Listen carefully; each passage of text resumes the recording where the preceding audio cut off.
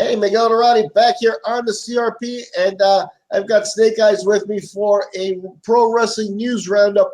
Obviously, 24/7, the world of pro wrestling, and there's always news going on. We're going to try to wrap up some of the main things that have been going on this week, and we are post AEW's All Out pay-per-view, so we're less than a month away from the TV show, and let's start with that. First of all, AEW fallout from the All Out show. Obviously, they made the mainstream news with Chris Jericho losing his belt and calling the cops and this, that, and the other stuff. So what's your take on this whole thing? Obviously, the belt's back in Jericho's hands. And, how do you see that whole thing? Is it a plus for AEW, the publicity, the news and stuff like that? Or, at the end of the day, is it kind of the kind of thing that maybe was best avoided? Well, I mean, what other company crowns their champion and 24 hours later, the belt goes missing? Ironically enough, from a limo driver outside of a Longhorn steak. I mean, you can't make this up. I mean, this is even Vince Russo back in the day couldn't make this up. And, I can only imagine when Vince McMahon seen this news blurb or whoever told him, he probably, good shit. I can only imagine that was his expression. But I mean, at least the belt's found. I mean, I know they did have two titles in case one goes missing. They did have a backup title. So I mean, AEW is smart on that end. But yeah, I don't think this is the type of publicity you want for your brand new wrestling company ahead of TV. I mean, I'm sure it got a couple of more eyes on the product, but I mean, did it really help them? I guess we'll find out October 2nd. Yeah, to me, it's one of the things that Jericho's just a spectacular character on the wrestling end, and he goes beyond that, with popularity and stardom and stuff like that. So he's a big guy, but he's getting to be close to 50 years old, and I don't know that introducing that partying aspect of drinking champagne out of the bottle, and that whole stuff is something I want to see last. If it was post-fight here, and he's cool with partying after winning the title and that. And then he goes on and continues to be a superstar. I'm all right with that. But if it's going to become, the drunken master kind of thing, here, I think that there's a potential look bad. I think what happened here is he partied and lost the belt in one way or another. Either somebody, grabbed an opportunity or he forgot about it or this, that, and the other thing. And then from there, like you said, you can't make it up, but you can take a story and spin it. And so he did his,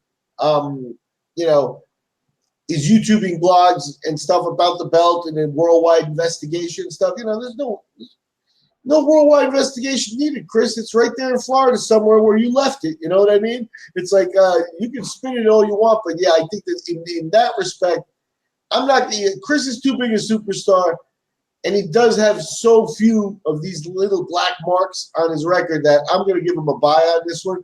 But I'd be careful. I don't want to see too much more of that type of stuff, because then you begin to wonder, is he the right guy, at the right point? Is he the right guy to have given the belt for? Because, what I think Tony Khan and those guys need is a real serious champion, where he's really putting on legacy fights at the end of his career. Not so much, the fight was good this weekend, but the post-fight stuff I think I could have done without. Now, let's stick with AEW as the subject, because now we're less than a month away from the TV show, and they're starting to hit on YouTube, and they're blogging and stuff with what we're going to see on the show. We've got, I believe they've announced 3 fights. I think we're going to see Cody Rhodes taking on Sammy Guevara.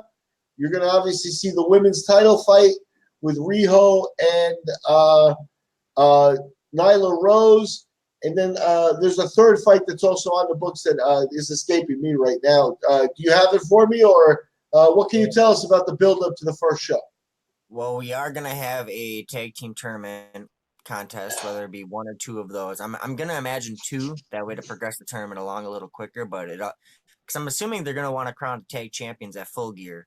So I'm assuming that's when we're going to finally crown the tag team champions, as the first actual pay-per-view once TV starts. And then we also have the Elite, which is Kenny Omega and the Young Bucks, taking on Chris Jericho and 2 mystery partners. Now, if I had to take a guess at this point, it'd probably be LAX, just because they attacked the Young Bucks after the ladder match. But I guess we'll see what happens when the That, Young and Bucks I don't take mean to on jump in and Private correct you, but that's Santana and Ortiz. True.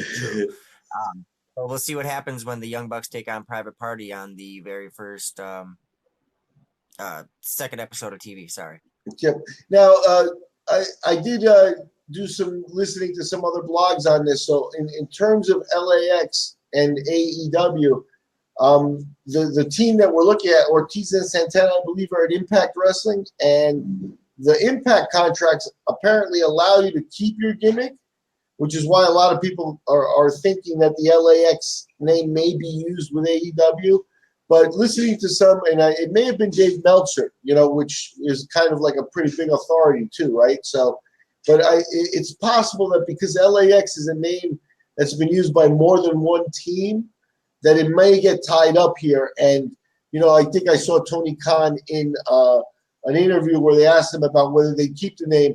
He was just very dry and very humorous. Well, he's a young guy, so he's got a manic approach. I think he's kind of always real tense, But in this case, he just was like, they said LAX in the interview, and he corrected them and just referred to them as Santana, Ortiz, and Ortiz. He never said LAX from his own mouth. You know what I mean? So I think that's what it has to do, is that the name now, with a couple of guys that own it and stuff like that, it gets complicated how they're going to share it.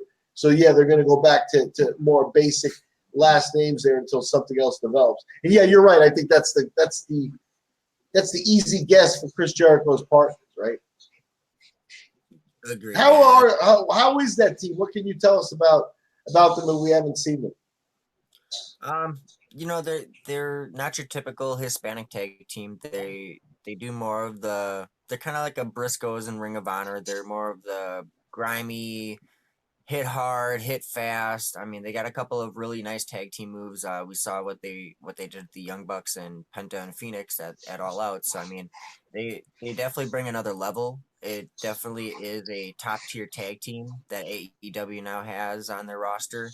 I think they're gonna help elevate guys like Private Party and the Best Friends and Helico and Jack Evans. They're all gonna complement each other in their own high flying ways. So I'm actually really excited for Boricuas or LAX or whatever they're gonna call themselves. Yep. And now, in terms of that, how do you see them? Are they high flyers, or they're more grimy? You say they're more like the Briscoe team from the Indies. So not your typical Latino team. Although when I think of Latino teams, I go back to Pedro Morales and Tito Santana. So you know what I mean. So there's a Boricua in there too, no? So we got one or two in there as well. So definitely,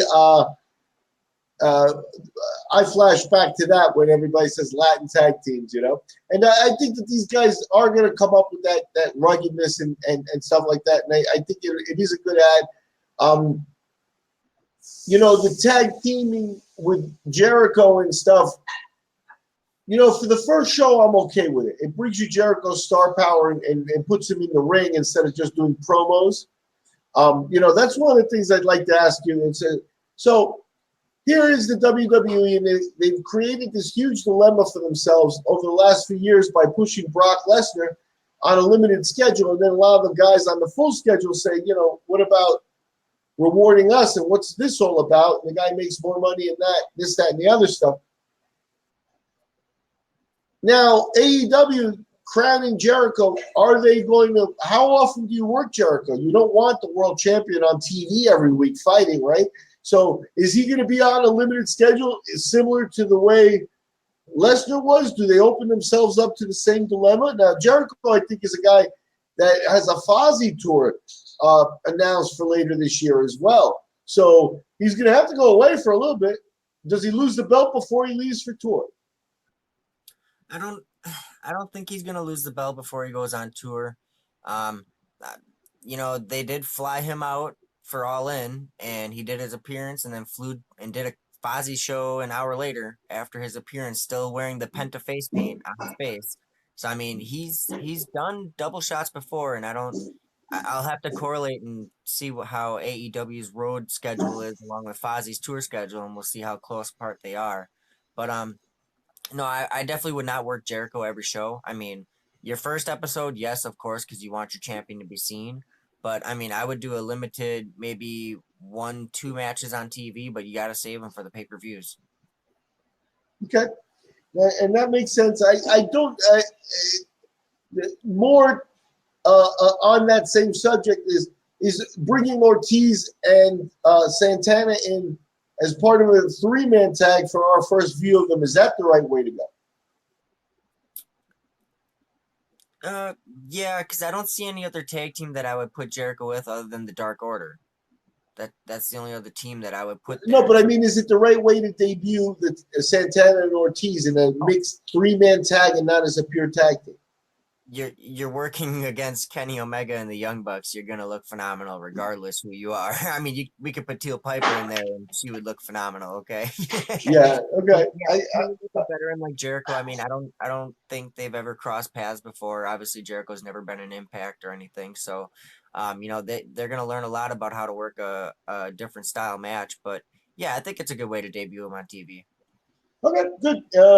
Then let's go ahead. We've been talking about AEW. We started to talk a little bit about the modern, post All Out world where they're heading into the TV show. Now, people talk about AEW versus WWE, and really what it's going to be is AEW versus NXT at this point because the time slots are the same, and that's kind of the way WWE is lining things up. And also, at this juncture in the business, I think it's a smart move by WWE, recognizing that next may be the brand they've got the best shot at winning this war with against AEW. They're trying to present themselves as fresh, even though it's just wrestling. You know what I mean? It's like fresh and different, a different approach and stuff like that. At the end of the day, NXT's been producing a lot of really solid wrestling. There's a lot of good reasons for that, but like for this weekend, NXT's UK version put on a stellar match. Why don't you talk a little bit about that? Well, the main event, if you haven't seen it, went over 40 minutes, which for a WWE match normally doesn't happen nowadays. And it was with Tyler Bate and Walter for the NXT UK title. Um, I was never a fan of Tyler Bate until I seen him work Pete Dunne in person for the NXT Chicago Takeover show a few years back. And this kid's young and he's got a hell of a future ahead of him. I mean, there was a couple of things. I mean, the hot crowd, obviously the atmosphere helped make that match even more intense than what it was. Obviously, Walter's just a chop machine. Like that guy doesn't need to sell. I mean, the fact that he was selling for Bate, I mean that says a lot for Walter. Like when he was covering up in the corner when Walter was firing up on him, giving the MMA style shots, and I mean Tyler Bates sells his dick off. I mean, there's no other way to explain it. That dude can sell. I mean, he could probably sell sunglasses to a blind man. Okay, I mean, that dude's phenomenal in the ring. Um, Nigel McGuinness has got to be promoted to Raw or SmackDown. That dude is way too good as a color commentator. I would rather listen to him over Michael Cole any day of the week.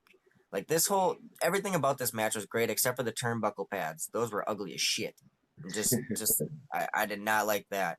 Um, and the only other thing I really didn't like was toward the finish, Tyler Bate kicked out at 1 and then did his whole fire up gimmick. I would rather see a long 2 than kick out at a 1. I mean, yes, it is surprising and shocking, like, oh, but what does that say about Walter's offense throughout that whole match, including the apron spot where he took the cap suplex? I mean, come on. Yeah, I watched the fight too, and I do agree with you. First of all, my hat's off to the British crowd. The Brits, in terms of when they want to be entertained, they're very much a raw audience there to be entertained. This comes up in MMA. This comes up in the world of boxing as well. I remember a boxing weigh-in where they were in Germany actually, and the Brits had traveled with their boxer, and the opponent was weighing in his hometown, and you could hear the Brits in the back chanting. Martin Murray is the fighter that I'm talking about on their end. They were chanting at the guy while he's weighing in, Martin is going to kill you. Martin is going to kill you. And that's the crowd chant at a boxing weigh-in. You know what I mean? So the Brits take it to it like that next level when it comes to like support of their fans. It's almost like they're a third party there because you got to face their support. You got to deal with it, It made for a great atmosphere in the pro wrestling world. That crowd that's a phenomenal crowd. I think that the wrestlers probably, I've seen a lot of indie shows recently, and stuff, and you kind of feel bad for guys sometimes putting on a show and a performance in front of 40 people in a, lit gym, NXT, is obviously WWE, so they've got the full product and stuff like that, but the crowd is just a complete plus because you don't get that type of crowd in the United States. It's just no shot. Well, I mean, I was actually hoping for that style atmosphere at All Out because of how ruckus and crazy All In was. And like I said in our All Out podcast, it just wasn't the same atmosphere. It wasn't as hype. It wasn't as energetic. But the UK crowds always seem to be pretty rowdy. That was actually one of the only reasons why I used to watch like What Culture Pro Wrestling back in the day before they folded. Like the crowd and the crowd makes a match. It can make or break a match. I mean, especially for pro wrestling. And Sure. if you have a hot crowd like that, it just comes across on TV so much better. And the wrestlers, I mean, they feed off that energy. I've been in a hot crowd before, and there's nothing better than an entire crowd just chanting your name. And towards the finish of the match, and you're like, all right, let's really give them a show here. This last 2 minutes. Let's do this. It helps the wrestlers all in all. Yeah, no, I mean, if you haven't seen it, go out, YouTube the highlights and stuff like that. Just at the chanting at the start of the match, it's just awesome. It's just awesome. How can you not want to perform? So the guys have a good Walter. I don't know what it is about. Is it like he's got like a little bit of George the Animal Steel in him, and I don't know who else to compare him to, but he's a good character. Tyler Bate. I don't know if they do accurate weigh-ins and stuff like that or what we're getting there, but they announced him as 175 pounds, so he's a small guy. And my hat's off to him because they did do a lot of that small guy, big guy interchange where, you said Walter did the work. Hats off to Walter because he, helped out in many cases, I think, there. And I think it led to a mutually fantastic match, so. Yeah, my hat's off to him. I didn't expect much, and I don't watch NXT UK with any frequency. So, you start to hear about it, and it lives up to expectations and stuff. And then when you look at it with the crowd and stuff like that, they get an A+ the whole way through. Let's go ahead to the next bullet point item. We got the WWE in the news, in court, possibly with one of their all-time legends, Ric Flair. Why don't you tell people? And, this is a weird one. So basically, Ric Flair apparently approached Hunter about being compensated in some way, shape, or form for the WWE's use of the man nickname with Becky Lynch. Now, Flair famously used the line, in order to be the man, you got to beat the man. I'm the man, so he was the man. It's not his principal nickname, but, it definitely, I associated it with him. And the fact is that Becky Lynch kind of earned that nickname in the ring facing Rick's daughter. So, it's hard to say there's no association and there isn't a trickle-down theory and that he might not be due some compensation, I think, this would have been, what would have been really nice is if the WWE had come forward with a check to Rick and said, hey, here's a little something. And that's the right thing to do with your corporation that big. Take care of a guy. He's 70 years old. He's been in, out of the hospital. And, at the end of the day, that money isn't that much of a difference. But so I think they should have gone to him. Now, the fact that he has to ask puts him in a bad light, too, now, because it makes him look like he's grabbing money and stuff like that. But I don't think he's way off here. I think they are on his coattails for this nickname, don't you think? I can see the point, yeah, but then I guess I wouldn't have waited over, 6 months to really do anything about it.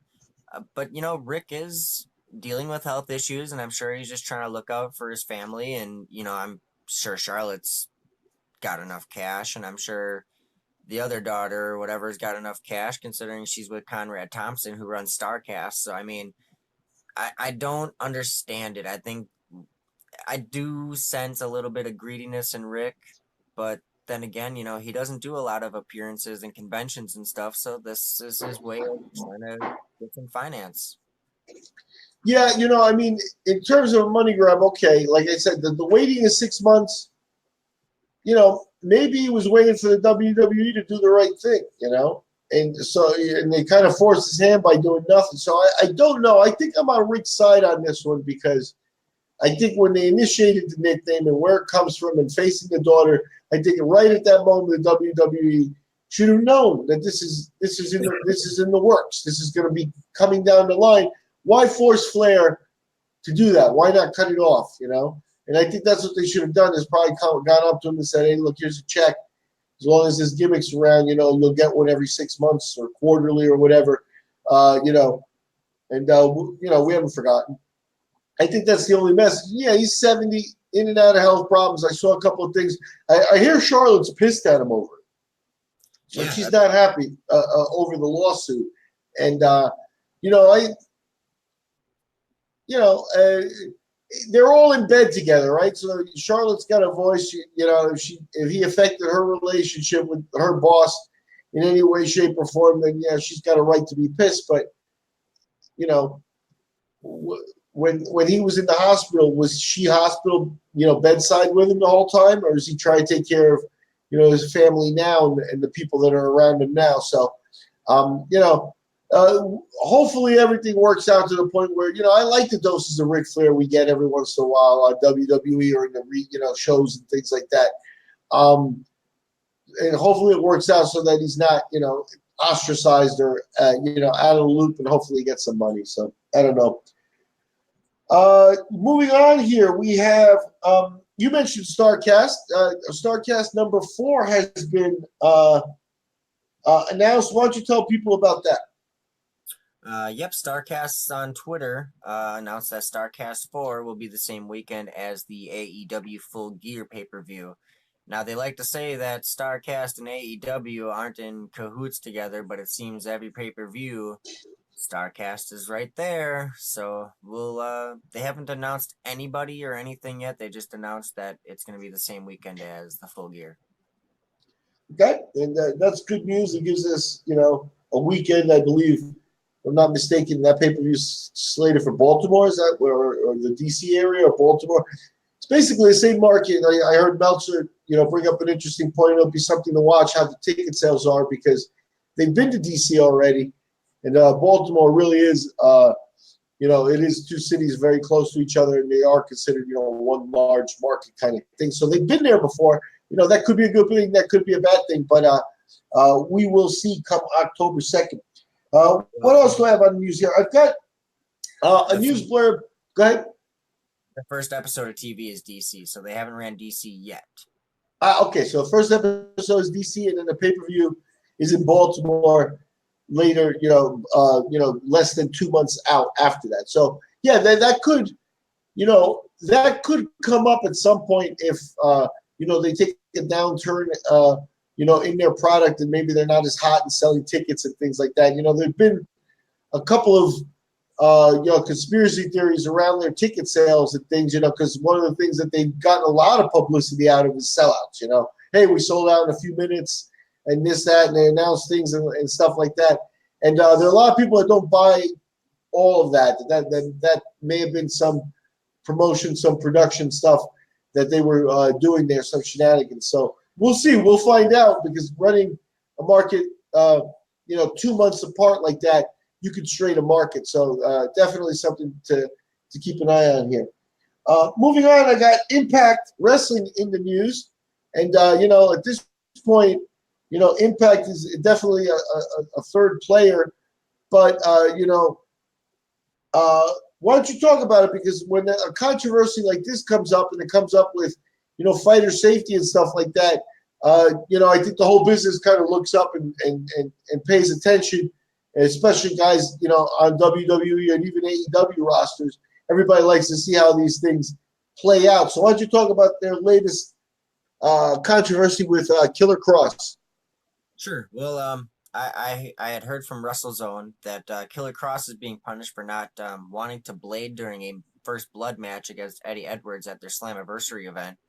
It seems like it's only the mainstream audience that's kind of perking their ears up to this. I mean, obviously, we have deathmatch guys that still blade, and it's 2019.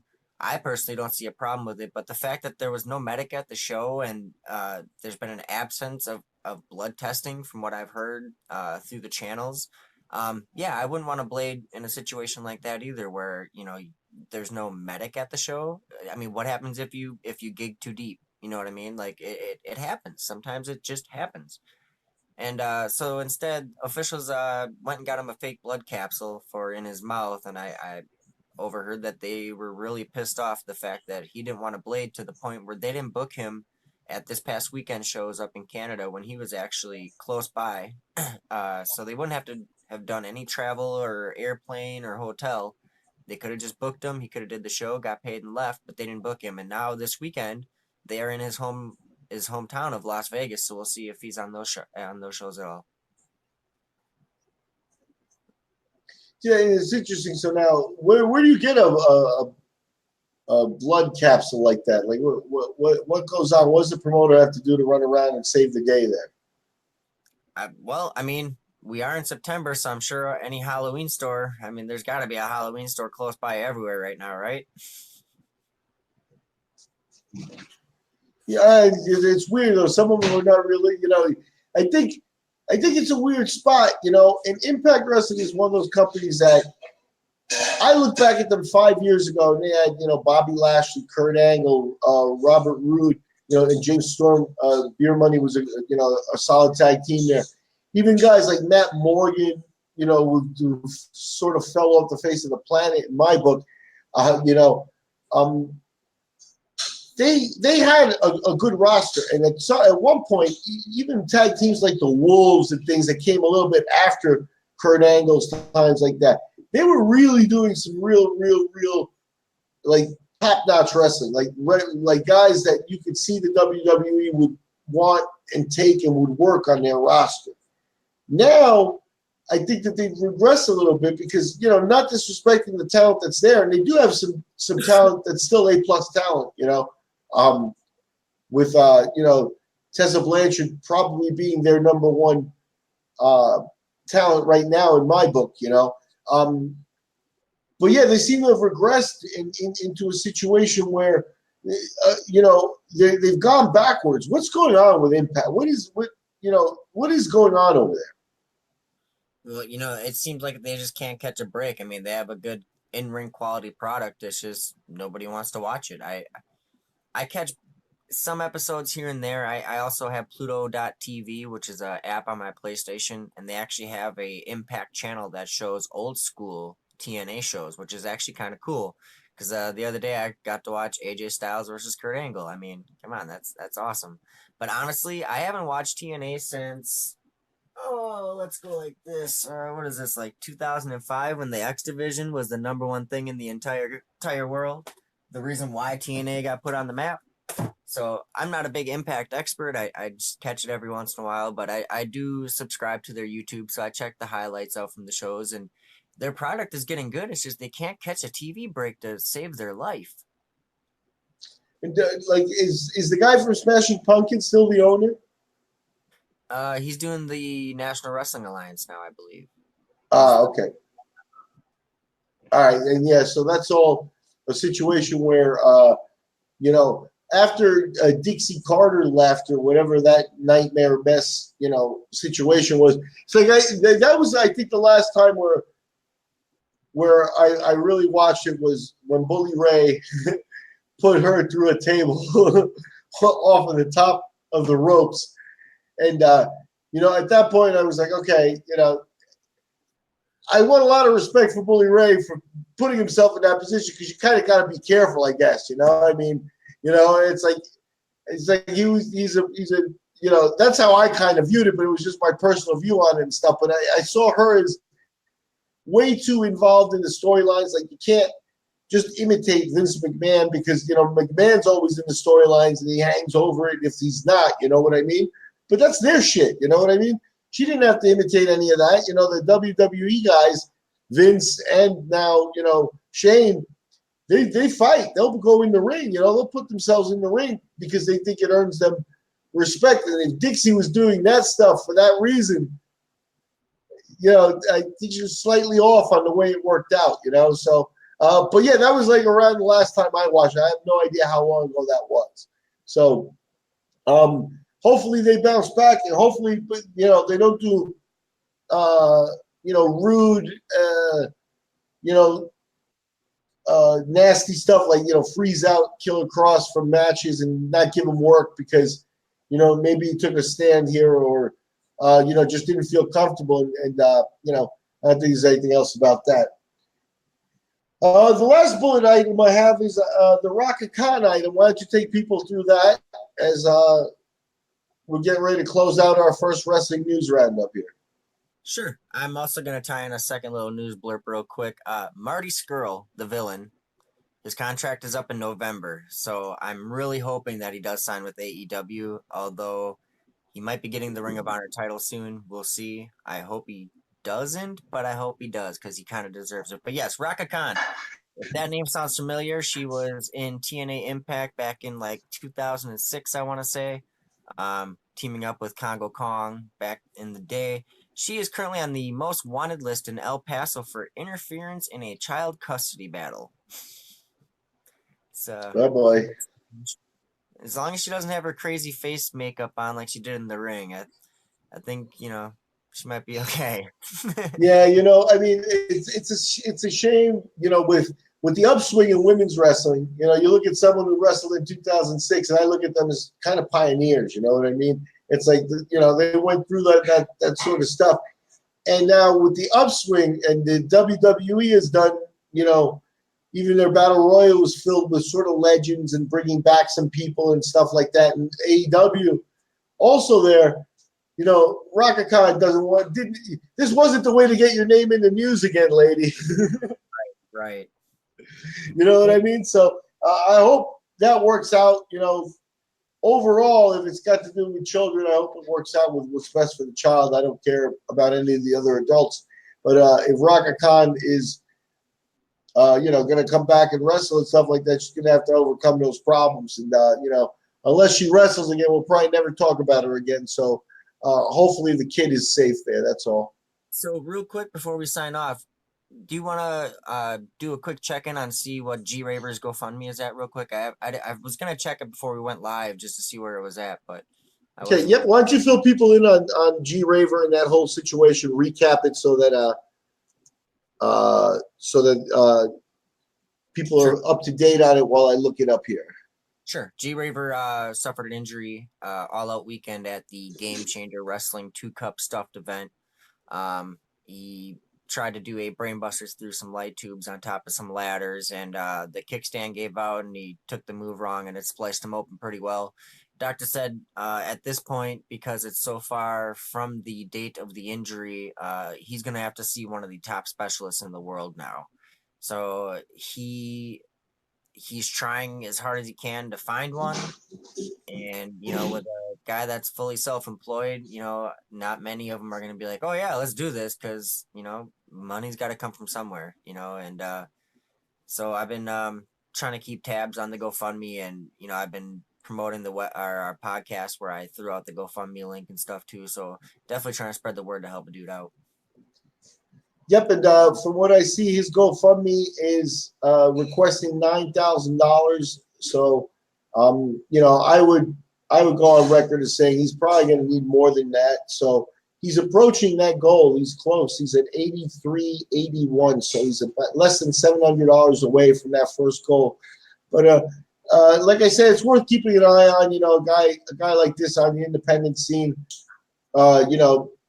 It's kind of funny because a guy you get, even when you get to Impact Wrestling, which is not a huge company, but once you've gotten to a certain level, you can start worrying about, I don't want to blade, I don't want to do this. Guys on the indie circuit really don't have much of a choice. They got to kind of go all out in order to get their names known and and kind of things like that. So and that's what it sounds like here. A ladder, faulty thing on the ladder, caused him to take a nasty fall. So I think it's worth, keeping an eye on, not letting the guy get lost out there. So he's on GoFundMe. The fundraiser is called G-Raver Arm Surgery, and it's still got a couple of dollars before it reaches its $9,000 goal. Keep an eye on that as well. I want to thank Snake Eyes for bringing that one up. Definitely good to keep up on the old news like that. Anything else before we close out our first CRP news roundup? No, that's everything in my bullet points that I got in my notes. So, I'm just looking forward to finally not having to watch any wrestling today. All right, good deal. And I want to thank you, Snake Eyes, for joining me on here. And we'll check back in later on with more wrestling here on the CRP.